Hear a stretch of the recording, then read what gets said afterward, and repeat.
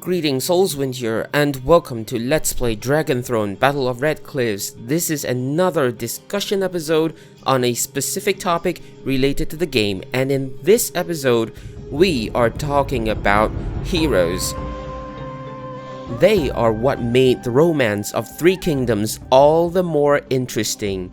Their unique characteristics, their unique personalities. But in this game, we don't really see much of that. There's not many dialogues. Still, each of them have got their own portraits and, of course, the corresponding names, and that's pretty cool too. And also, according to what is perceived of them, like for example, Zhuge Liang is an administrator, so therefore his character class is an intelligence officer. And that brings me to the character classes in this game. There are 4 types of hero classes: attacking, defensive, wizard, and intelligence.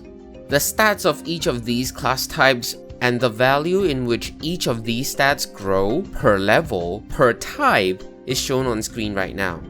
It's going to be quite difficult to read them all out, but for example, there can be those that just grow by 1 per level or 2, but there are those that grow at 1 every level until a certain level where it grows 2, etc. So it's on screen. EXP points are required to level up. The EXP requirements for every level is shown on screen right now. Military unit upgrades at the academy will also affect the officers. Well, since this is a game, why not some magic? Now, each of these hero classes have their respective assortment of magic skills. Some of them may have different names, but they kinda do the same thing. And for some others, I just can't figure out what they actually do.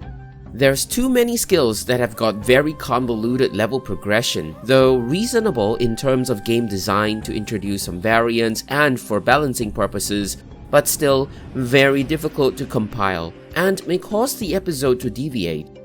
Well, numbers are still very important in Featurette videos, so I'll provide the level 1 and level 9 statistics per skill. Those in the middle, they don't really matter.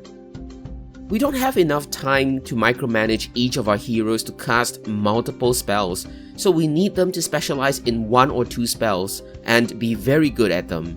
Anyway, for the detailed statistics, if I do eventually compile them, they'll be in a supplementary episode after the series ends, or be added at the back of this episode if I manage to compile them in time. For now though, I think this is enough information on the hero skills. Some of the heroes also have bonus specialty skills that is accessed in a separate panel or page.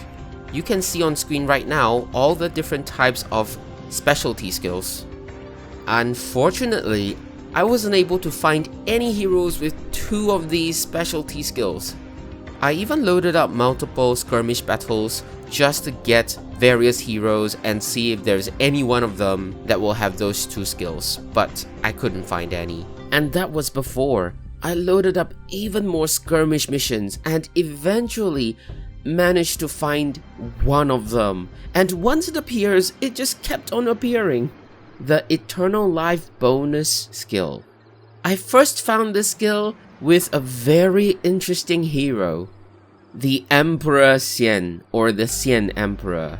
This character itself is already very interesting, the only one possibly with 4 bonus skills. Anyway, thereafter I found 3 more heroes at least with that skill, including Li Yan, the administrator of the Shu Kingdom. Unfortunately, there is still one more.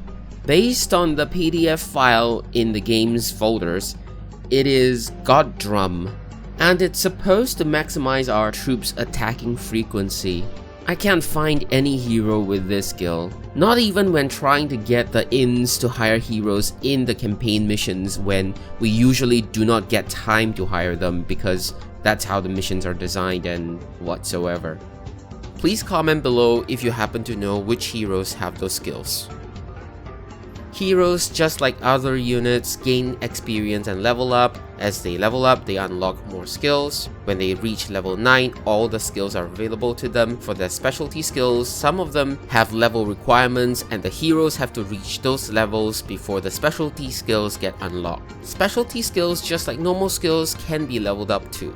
Heroes gain 2 skill points per level, up to a total of 16 skill points when they reach level 9.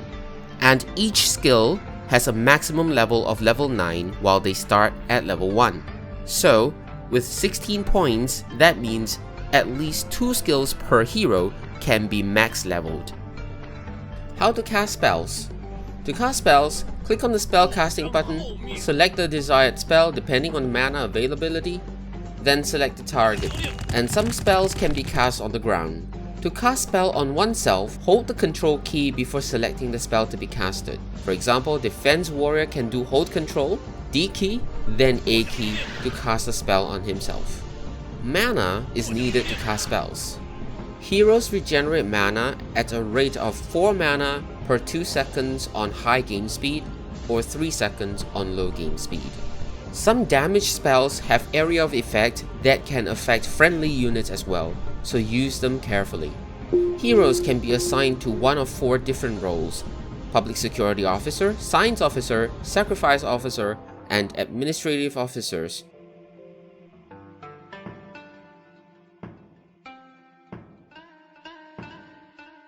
Each of the roles allow us to manage certain aspects of the game.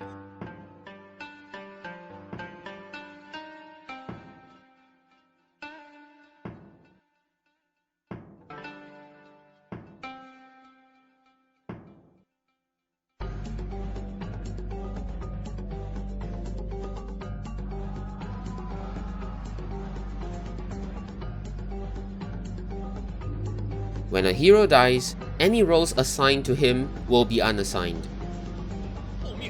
Heroes can be granted titles and gold reward to increase their loyalty. There are 5 different ranks of titles.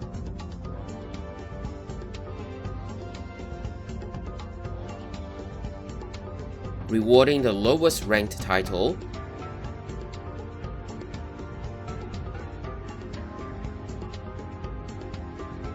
and no gold gets between 10 to 14 loyalty. Rewarding just gold between 1 to 10 gold yields about 0 to 4 loyalty. Loyalty will influence how the heroes carry out their duties pertaining to the roles assigned to them. For example, public security officers will need higher loyalty to maintain a larger city, that is, one with a larger population. They'll also need to be of a higher level.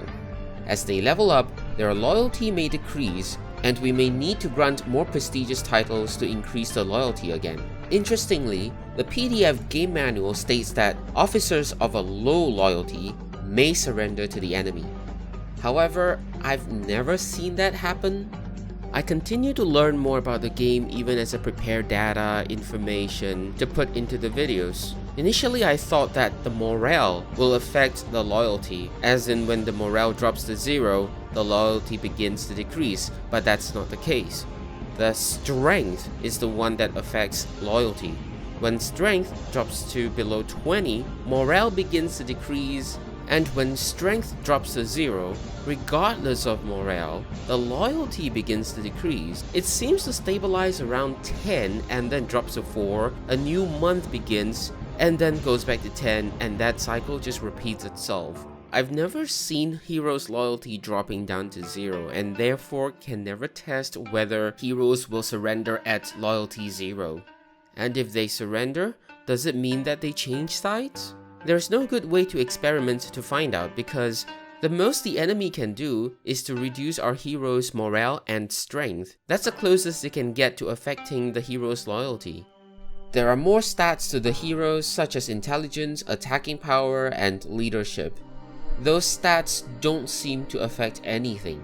At least I've not discovered the elements of gameplay which they might influence. Generally, we just need one hero to be at 100 loyalty so as to manage public security.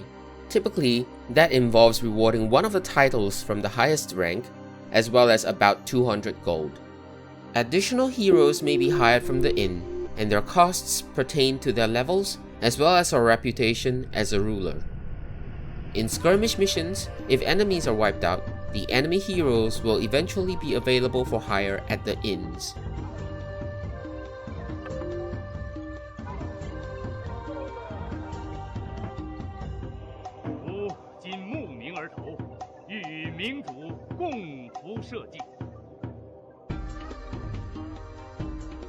Dead heroes can be revived in temples.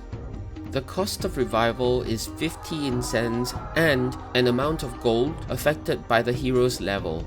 A level 9 hero can cost 1000 gold to revive, a level 5 about 550 gold, and a level 1 slightly more than 100 gold.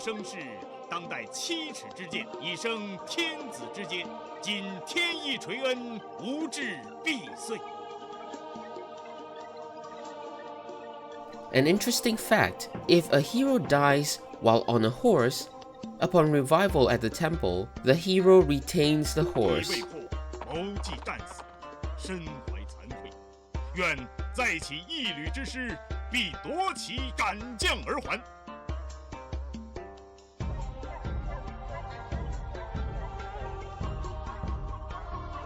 The history of a hero can be viewed by clicking this button.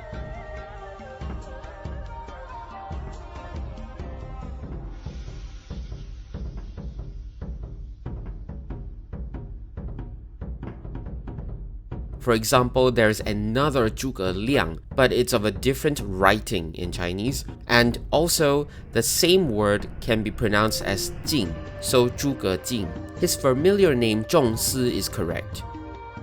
The more renowned Zhuge Liang is Zhuge Kongming.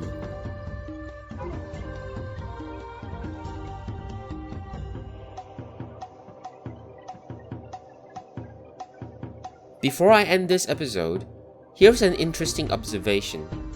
Heroes do not passively regen their health points from level 1 to level 8. However, at level 9, they gain a passive HP regen of 3 health per 2 seconds on high game speed, and still 3 health per 3 seconds on low game speed. That's all regarding officers or rather heroes in Dragon Throne Battle of Red Cliffs. I hope you found these information useful. Thank you so much for watching. That's all I have for now. Have a nice day.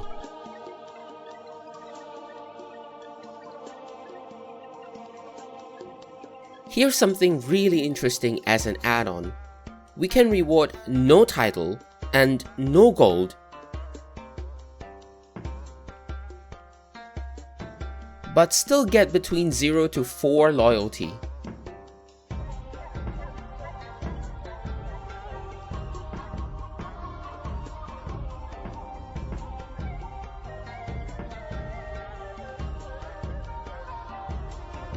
Furthermore, this is repeatable, which means that we can spend nothing and get a hero at 100 loyalty.